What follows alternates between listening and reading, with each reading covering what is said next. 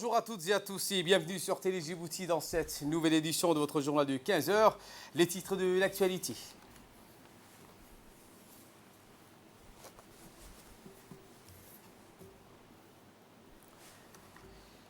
Eh bien, le chef de l'État, Ismaïl Omar Guelleh, a décliné les grandes lignes des missions qu'il assigne à son nouveau gouvernement. C'était les titres de cette édition. Merci si vous nous rejoignez sur Télé Djibouti.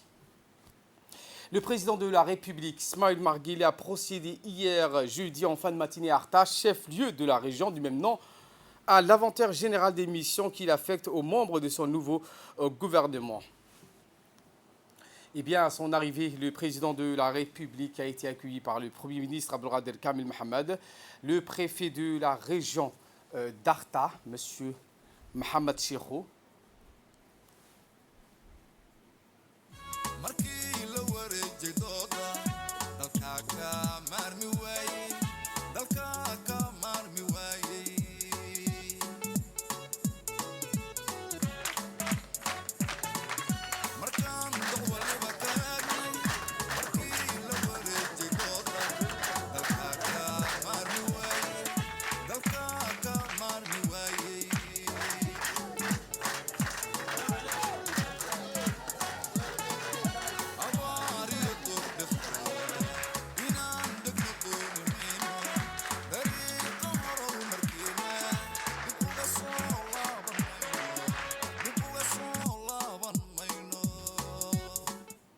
Le président Guelleh était accueilli avant d'accéder à la salle.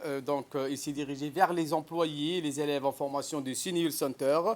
La mise au point du président Guelleh est intervenue au couronnement d'un séminaire de 48 heures que les membres du gouvernement ont eu dans cette ville d'Arta sous l'autorité du Premier ministre Abdelkader Kamel Mohamed. Deuxième journée de cette réflexion sur l'action gouvernementale. Le chef de l'État avec tous les membres du gouvernement ont clôturé cet atelier sur l'action gouvernementale, un exercice démocratique qui est un instrument de référence, fruit d'un long processus participatif et inclusif, ces acteurs étatiques et non étatiques. Une retraite sur l'harmonisation de l'action gouvernementale qui vise donc à contribuer à la promotion d'une bonne gouvernance et renforcer ainsi la synergie tout en développant la culture et la pratique de l'évaluation à tout le niveau et dans tous les domaines. En cette deuxième journée, le modérateur Mahmoud Ali Youssouf a donné le temps. Un récapitulatif des grands accents étaient donc au cœur des échanges dans la première journée. Les défis donc évoqués, mais aussi la concordance entre les différents départements ministériels lorsqu'il s'agit de l'action publique.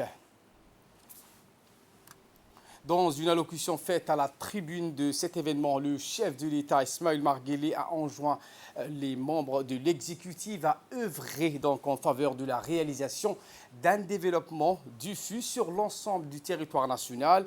Le président Guelleh a décrit cet objectif comme un principe de justice auquel il s'impose et qui est de loin d'être irréalisable, selon les termes du chef de l'État, au regard des dispositions et potentiels de nos régions respectives de l'intérieur. Écoutons la première partie de l'intervention du président de la République. Aujourd'hui, je vous invite à partager, non pas un rêve, mais une vision. Et cela part d'abord d'une réalité. Djibouti est devenue une cité-État dont l'expansion galopante nous contraint à des défis perpétuels et inédits.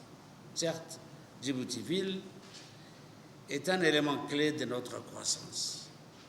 Mais désormais, il nous faut aussi penser à l'échelle du territoire et englober les villes secondaires dans les projets de développement.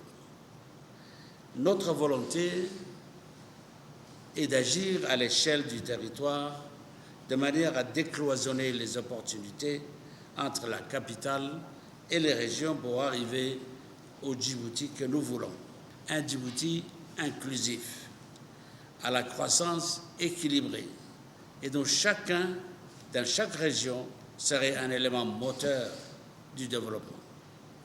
Réussir l'inclusion de notre économie dans notre modèle de croissance n'est pour moi pas seulement une question d'équité, c'est un principe de justice. Et cela est valable partout, sur toute l'étendue de notre territoire. Sachant cela, nous devons plus que jamais continuer à penser à un modèle agile de développement tout en accélérant les projets structurants. Évidemment, on aura toujours besoin d'infrastructures, des routes, des ports et des aéroports pour communiquer, transporter et accroître notre développement.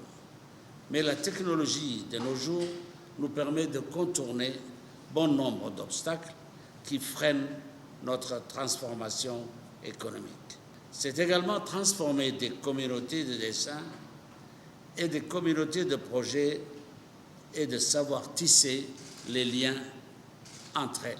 C'est savoir manager autrement et sortir du carcan de la bureaucratie et de la théorie vaine. C'est aussi changer de méthode pour arriver plus efficacement, plus rapidement aux objectifs que nous nous sommes fixés, conformément à la feuille de route gouvernementale et qui sont repris dans vos attributions respectives. L'égalité, l'agilité, c'est par ailleurs adopter les outils qu'il faut. Il y a plusieurs années, nous avions lancé un vaste chantier de modernisation de l'administration publique. Le président de la République a ensuite cité la souscription au niveau du gouvernement à une plus grande culture de résultats et à une plus grande capacité d'exécution des tâches et projets comme étant donc la nature à favoriser l'avènement des résultats propices à l'émergence d'un développement harmonieux qui ne laisse personne sur le bord de la route. Dans cette intervention, le président Guelleh a défini également une méthode globale de travail qui doit servir de référent à l'action de notre politique étrangère. Écoutons la deuxième partie de l'intervention du président de la République. Les défis attendus étaient multiples. En plus d'accroître la transparence, nous avons voulu rendre les services publics et les administrations plus efficaces, notamment en réduisant les écueils administratifs. Je voudrais donner un coup d'accélérateur à ce projet. Dorénavant, les ministres devront soumettre un plan d'action annuel, détaillé, pour la dématérialisation et la simplification des procédures administratives en vue d'améliorer la qualité de leurs services publics. L'agilité, c'est enfin dans l'optimisation des moyens. La parcimonie dans l'usage des ressources de vos ministères devra être une vertu cardinale. Je souhaite que cela suive scrupuleusement. Mesdames et messieurs, aussi grande et lointaine que doit être notre vision, celle-ci ne doit jamais perdre de vue la réalité de nos concitoyens. Nos politiques publiques doivent être au plus juste et au plus près de leurs attentes. J'ai parlé des territoires. Le territoire, c'est aussi les femmes et les hommes qui l'habitent. Ils doivent y trouver à se loger, à se déplacer, se divertir.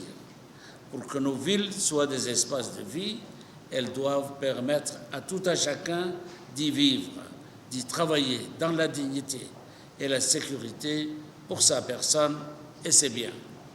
C'est parce qu'il s'agit d'un sujet capital que j'ai décidé de créer un portefeuille ministériel chargé de la ville, afin de recentrer nos moyens, condenser nos idées et nos actions. Aussi, notre grand projet de lutte contre l'habitat insalubre et précaire ne doit pas connaître le moindre hiatus. Il doit pouvoir mobiliser l'ensemble des pouvoirs publics pour résoudre les déficits de logement dans nos villes. Par exemple, on ne peut s'étonner de voir la faiblesse de l'investissement privé si le foncier n'est pas rendu disponible à un coût raisonnable. Idem pour la question du financement, sans une fiscalité appropriée ou des mécanismes d'incitation, les logements, une fois construits, resteront inabordables. Je vous exhorte donc à vous montrer tous ensemble intelligents dans l'analyse et créatifs dans les solutions que nous apportons. Mesdames et messieurs, ensemble, nous devons construire l'avenir. Notre objectif est de laisser à l'issue de nos mandats un Djibouti plus fort, un Djibouti plus stable et un Djibouti plus prospère, en paix avec ses voisins et un allié fiable dans une région tourmentée. Il est donc important pour le gouvernement de se tenir au courant des évolutions régionales et internationales qui pourraient impacter nos perspectives nationales. Par ailleurs, il y a une vérité que nous devons garder à l'esprit. Si le monde d'aujourd'hui appartient à ceux qui y travaillent, celui de demain appartiendra à ceux qui se forment aujourd'hui. Nous n'avons pas le droit à la tergiversation, pas le temps pour les égos ni pour les querelles de chapelle. Pour la réussite de l'action gouvernementale, pour le bonheur de nos concitoyens, pour l'avenir de nos plus jeunes, je vous invite non pas à la solidarité, mais plutôt à la fraternité et au travail, car la fraternité ouvre l'esprit et le travail paye. Je vous remercie. Notre équipe de reporters donc, ont pu interviewer le ministre du Travail chargé de la formalisation et de la protection sociale, M. Ismaël Ibrahim Roublier. Voici ses propos. De la réunion d'aujourd'hui, principalement portait sur une première intervention par rapport à la déclaration des services aux citoyens. De nos discussions et de nos échanges par rapport à cette thématique, ont convergé sur une décision ferme par rapport à la qualité des services rendus aux usagers, aux citoyens djiboutiens. Le gouvernement, dans sa globalité, convient que le service rendu aux citoyens doit être un service de qualité, rapide, et que l'administration soit au service de ses citoyens. Et donc, un rapprochement est privilégié, un rapprochement sera recherché pour faire en sorte que le développement du pays puisse être réalisé dans un court temps. Autre actualité de ce 15 heures, depuis plus d'un mois, les plaintes pour vol ont été donc hausse considérable à la brigade PK12 Nord. La particularité de ces vols, c'est qu'ils ne se ressemblent pas. Les plaintes allaient du vol à l'arraché au vol en réunion passant par des cambriolages et ce dans un laps de temps réduit. Face à ces situations, les gendarmes de brigade PK12 Nord ont entamé des investigations de longue haleine qui sont soldées par l'identification des membres d'une bande très active dans les secteurs de PK12. Ainsi, dès le 13 juin, la phase d'interpellation a débuté avec l'arrestation des 6 membres de cette bande. Les différentes perquisitions effectuées ont permis la saisie de 30 téléphones portables et différentes marques issues pour la plupart des vols à l'arraché. Par ailleurs, donc, plusieurs affaires de cambriolage non élucidées jusqu'à présent et dans lesquelles les préjudices étaient souvent des grosses sommes d'argent ont pu être attribuées à cette bande. L'équipe nationale djiboutienne se prépare aux éliminatoires de la Coupe arabe qui aura lieu au Qatar. L'équipe nationale se loge actuellement au camp Cheikh Moussa du PK23 de la gendarmerie nationale, en particulier de l'école internationale du perfectionnement de la police judiciaire. Nous avons donc pu visiter les requins de la mer Rouge en train de se déplacer du stade Goulet pour une séance d'entraînement qui intervient après leur victoire contre la Somalie voisine. Au bord du bus ultramoderne de l'équipe nationale, de l'ambiance était merveilleuse et tous les joueurs étaient si heureux d'avoir gagné contre leurs frères somaliens. Rappelons que c'est la 3e fois que l'équipe nationale effectue une mise au vert de ce lieu où ils jouissent de tous les moyens nécessaires et les conforts idéaux grâce au colonel Zakaria Hassan Adan, chef d'état-major de la gendarmerie nationale, qui a voulu donc apporter sa contribution à l'épanouissement physique et moral des joueurs.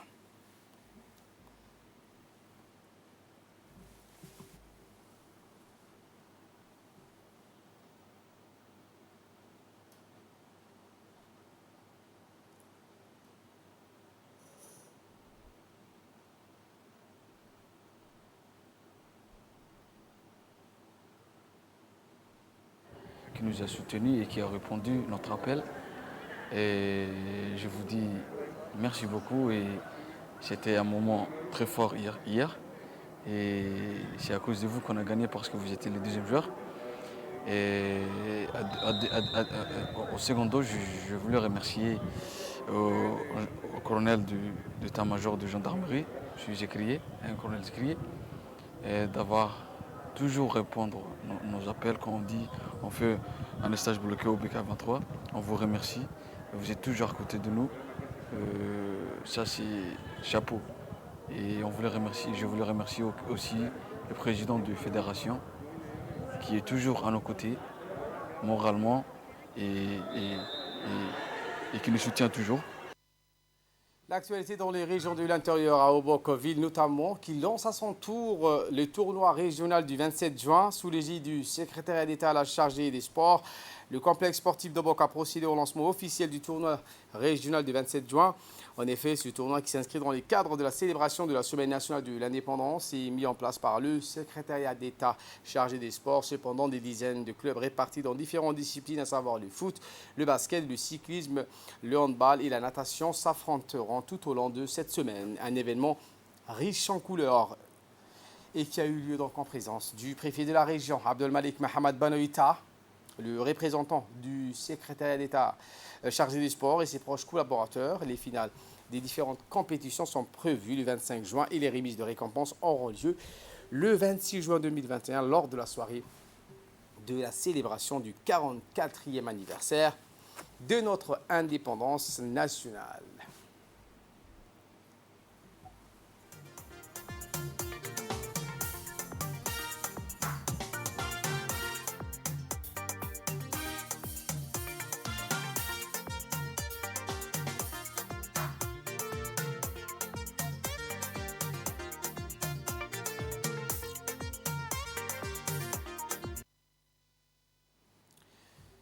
En nouvelle du monde cette fois, Joe Biden instaure un jour férié pour marquer la fin de l'esclavage. Le président américain Joe Biden a promulgué ce jeudi une loi instaurant un nouveau jour férié fédéral pour commémorer l'émancipation des derniers esclaves au Texas. Le 19 juin 1865, le président américain Biden et sa vice-présidente Kamala Harris ont promulgué cette loi créant un nouveau jour férié fédéral pour commémorer l'émancipation du dernier esclave au Texas il y a 156 ans. Voilà pour l'essentiel de ce 15h. Merci de votre fidélité. Restez avec nous, le programme continue sur Télé Djibouti.